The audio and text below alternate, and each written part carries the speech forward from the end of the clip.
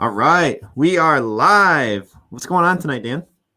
Oh, not too much. I got a lot of things. We got just a little bit of time tonight. This is just kind of our first inaugural live stream, so just want to get work some kinks out and everything. We got some exciting stuff to talk about, so That's um, right. let's get right Yep. to it. Let's jump in, guys. Anybody that's watching this after the fact, we're going to be doing this 9:30 p.m. Eastern every Monday, Wednesday, Thursday, right before we go live for our No Tie Required channel. We are going to be going live in here, doing a live stream as well. So every Monday, Wednesday, Thursday, 9:30 p.m. Eastern time. Also, if you haven't subscribed to the channel yet, definitely make sure you subscribe. We've got a lot of awesome content coming out. Dan's been putting content up like crazy lately and everything. So definitely make sure that you're subscribed if you haven't, because you don't want to miss out on those new videos that are going to be coming. All right, let's just jump right into it because we don't have a ton of time for it. So, All right, let's do it. status of Space Jam 2. So actually, some interesting stuff came out recently, and we got a video dropping tomorrow about Space Jam 2 as well. So that'll be coming out for those watching it later on March 10th, or excuse me, March 11th. So Space Jam 2, a couple new things. First and foremost, as some of you, if not all of you guys, have heard, Pepe Le Pew got taken out from it, and it's not. The funny thing is, and we know everyone can have different opinions on it, but the funny thing is, if it wasn't made like I was talking to Kyle about it the other day, actually, and if it wasn't like head news, on the news, I wouldn't have watched Space Jam 2 and turned to Kyle and said, it was a good movie, but it really needed some Pepe Le Pew.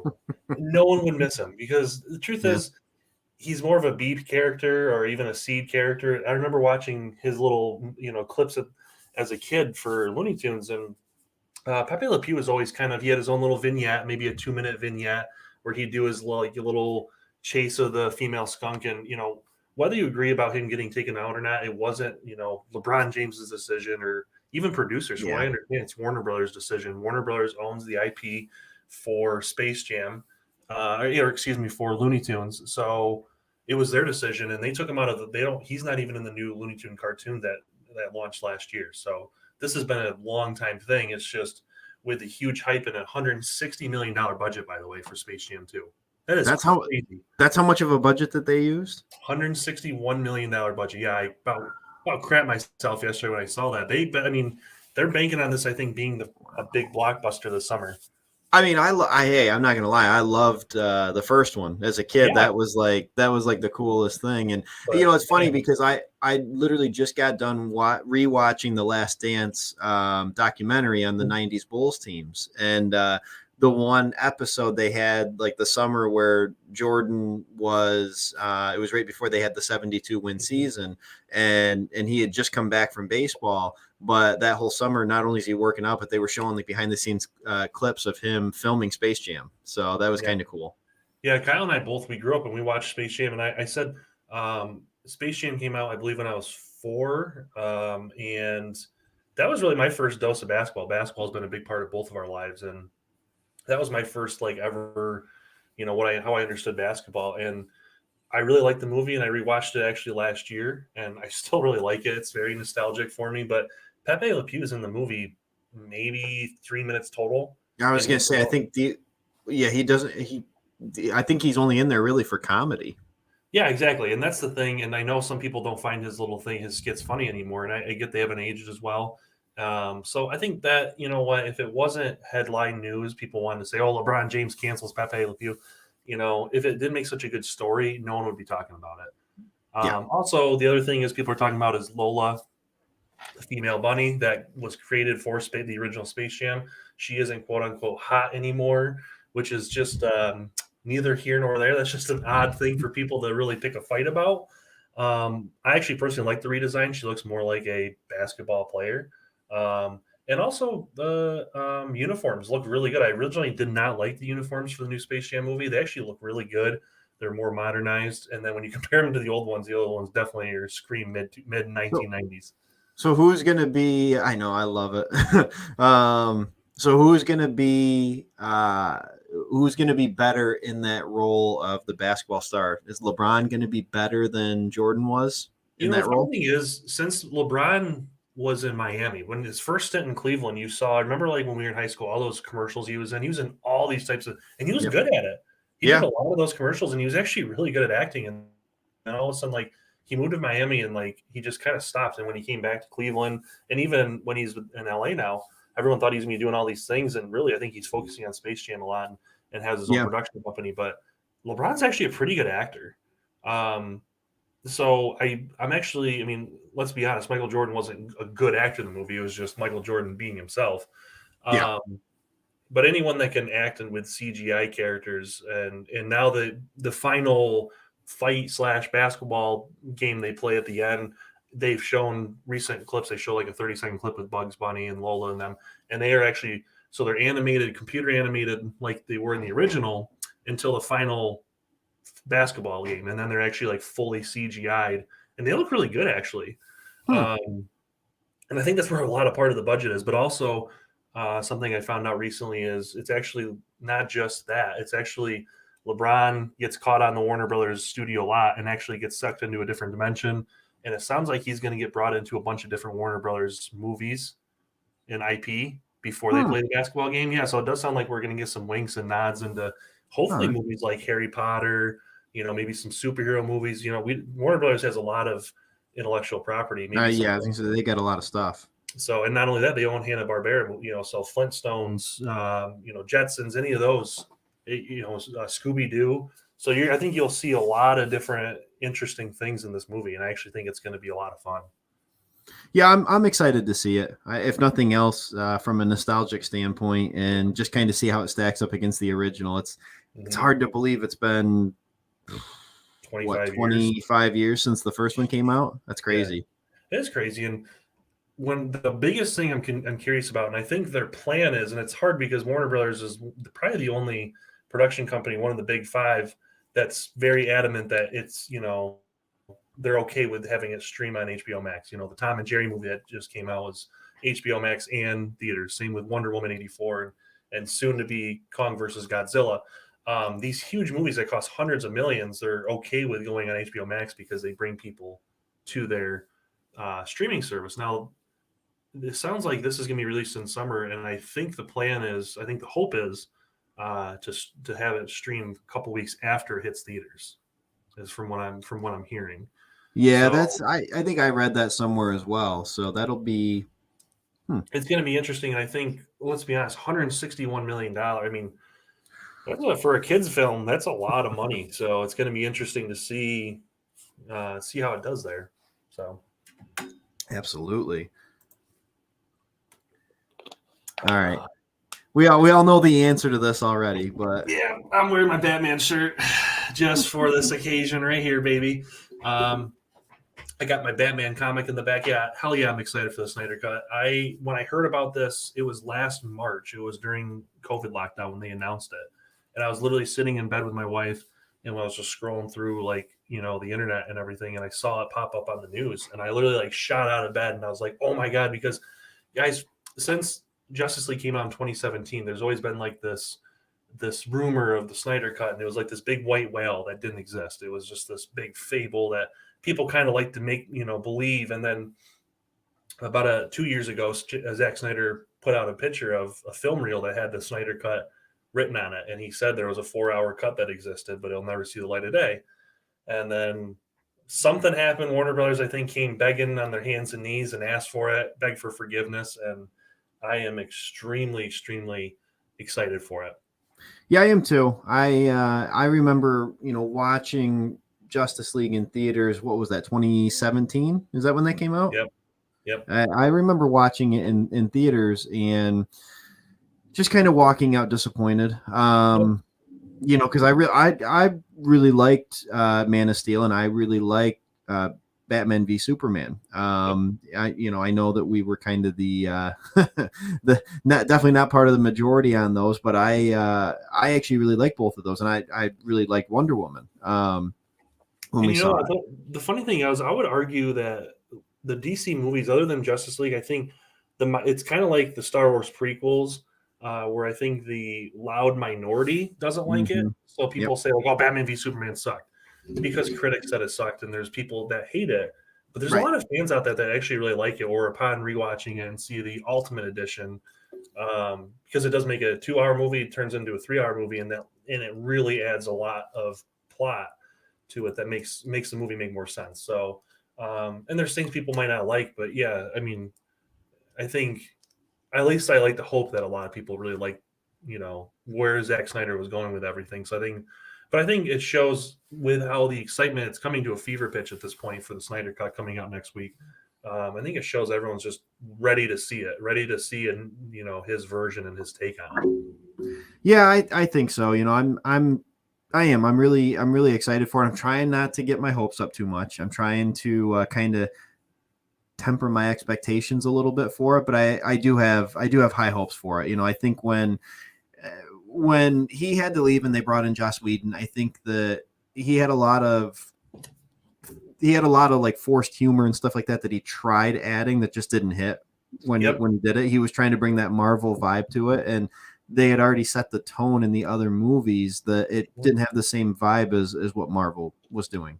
There was a reason why a lot of the DC ones were not only darker in tone, but they were also darker in color scheme and stuff like that. And then you bring in Joss Whedon, who's trying to brighten everything up and make it funny and stuff like that. And it just didn't work as well. No, it didn't hit, and I think when you hear that only 25% of the original movie is actually Zack Snyder's vision, it's very interesting. So 75% of it was studio and Joss Whedon interference. And you watch the trailer, and the trailers look entirely different. And the fact that Warner Brothers is giving them came back around after a movie that really didn't make them any money, which was supposed to make them hundreds of millions, and they threw another $60 million to let him completely recompose it because Danny Elfman's. I actually like Danny Elfman. I think he's made a lot of good films for a lot of music for him. The music for Justice League is just very forgettable, but that's the whole movie. The whole movie, it's not that Justice League sucks. It's not a terrible movie. It's just very forgettable. Yeah. I remember walking out of Avengers.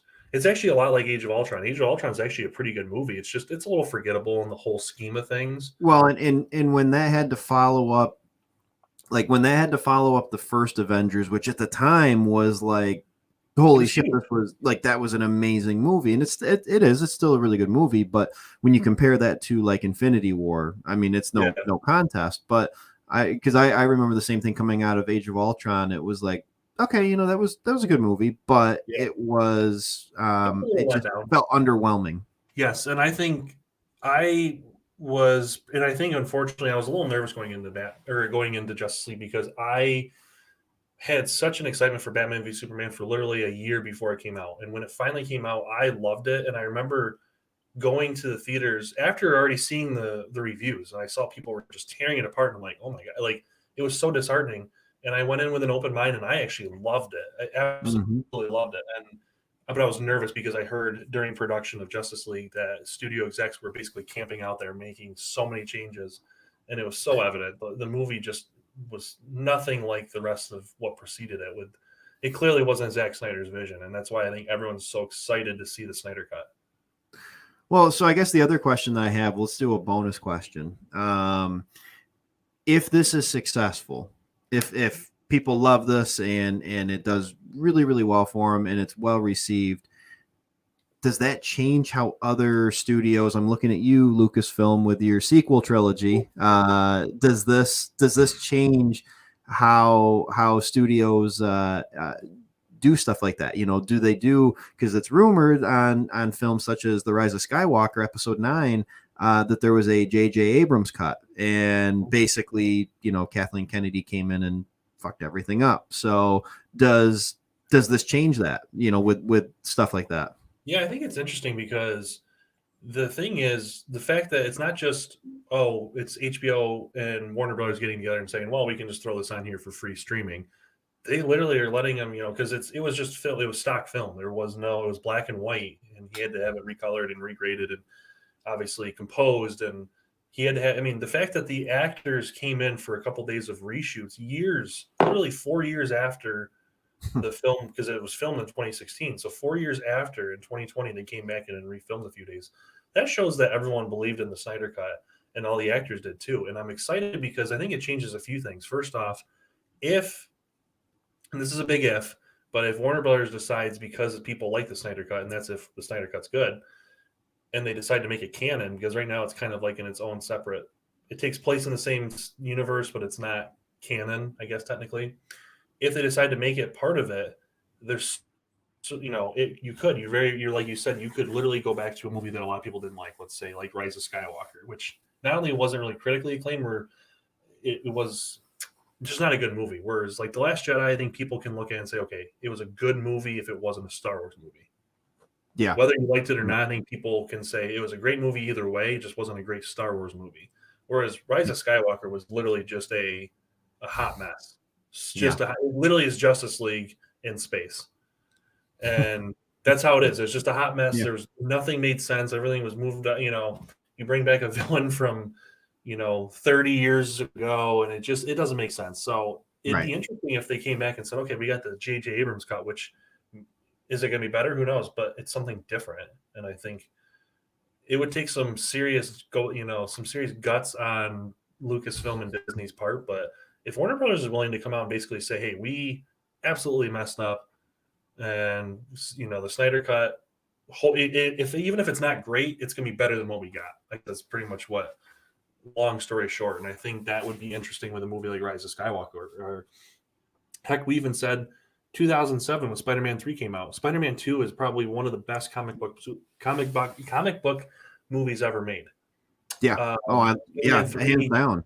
Yeah, Spider-Man 3 just was very convoluted, and Sam Raimi, when he was making it, he even said like studio heads came in and said, well, we want Sandman. Oh, and we want the new Goblin. Oh, and we want Venom. It's like, how can you can't fit all that in one movie, right? Well, especially because Raimi wanted to make 4. Like he wanted a Spider-Man 4, and it just got to be they wanted all this stuff kind of shoehorned into the same movie. I don't know, that would have been tough though. I mean, at that point, because even at the point of like Spider-Man 3, I mean, at that point, Tobey Maguire was what 30. Yeah. He was early 32, 33, something like that. So, how long can you play like a college age kid before you kind of age out of that, But that's the thing is, but here's the funny thing, and that kind of goes into bringing back other universes, and that's what Spider-Man No Way Home is going to be doing after they saw the success of Into the Spider-Verse and opening up other dimensions of different Spider-Man.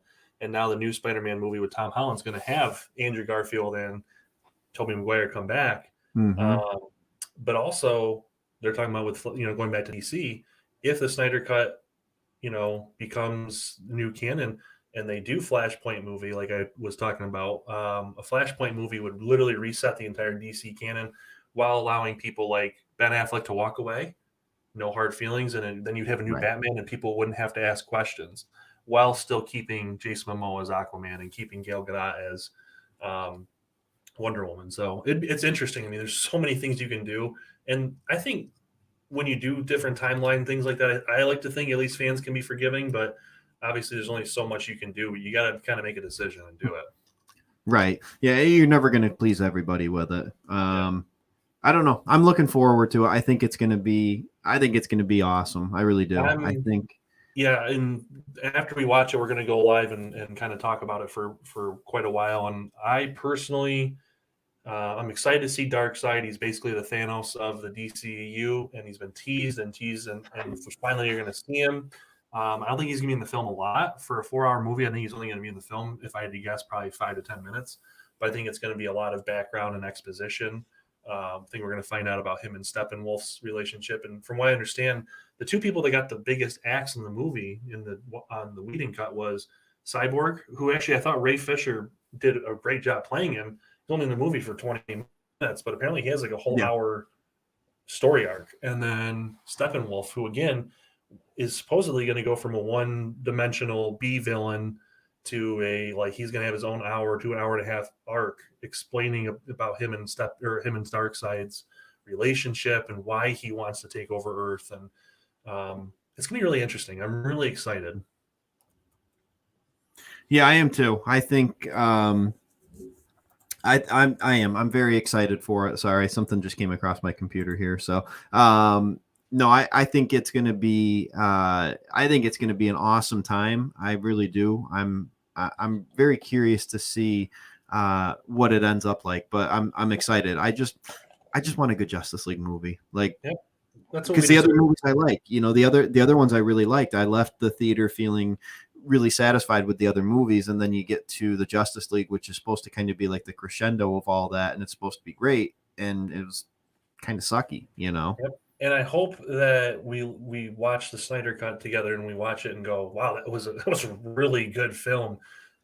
Because we don't have up until then we have an Aquaman movie now, which kind of gives him his origin and everything, which is great. But it was after Justice League, so now that that's hindsight, that might help as well. But we never got a cyborg origin, which sounds like is what we're getting in this movie. We never got a Flash origin. We got a brief 2-minute Flash origin. Maybe we'll get a little bit more in there too. So really excited. But has got anything else? Is that it for tonight? And then we got plenty more for tomorrow night. All geared up. Absolutely. We're going to be talking about, we got a lot to talk about tomorrow. A little more horror-esque tomorrow, talking about Halloween Kills coming out in October, talking about the new Friday the 13th legal debacle. So stay tuned, guys, and we'll see you tomorrow night, 9:30. Sounds good.